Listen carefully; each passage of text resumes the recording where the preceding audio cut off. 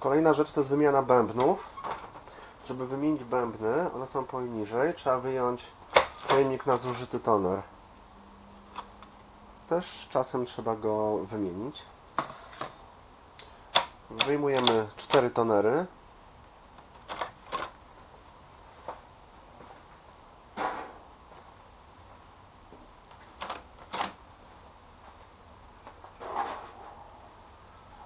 Kolejność wyjmowania nie ma znaczenia. Moduły bębnów są tutaj. Możemy zastosować oryginalne moduły bębna, ale są dosyć drogie, ale dają 100% gwarancję, że z maszyną wszystko będzie ok. Natomiast możemy też zastosować w zamienniku rurkę bębna i listwę czyszczącą. Na następnym filmie pokażę, jak taki moduł bębna się rozbiera, ale tutaj omówimy sobie po prostu wyjmowanie bębnów. Wyjmowanie bębna jest proste. Jak go pociągniemy, nic się nie dzieje. Trzeba go wcisnąć do dołu i pociągnąć. Wcisnąć do dołu, pociągnąć. Ok. Czarny. O, oryginał, piękny. Cyjan. Magenta. I yellow.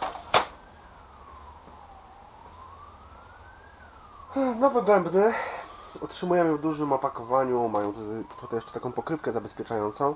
Już zdejmujemy zabezpieczenia i wkładamy na swoje miejsca. Każdy moduł bębna ma swoje oznaczenie i musi wjechać w odpowiednie miejsce. Polecam robić to na spokojnie, bo łatwo jest porysować bęben. Bęben dociskamy. Czyli montaż jest dosyć prosty. Maszyna tania, drukuje ładnie i bardzo szybko. Jest trochę ciężka, ale zajmuje w sumie mało miejsca.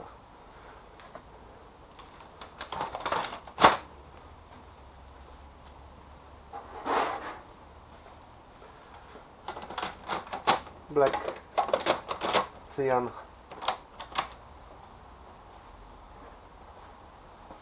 magenta, yellow. Jeżeli wszystko złożyliśmy poprawnie, maszyna powinna się elegancko zamknąć. Ok.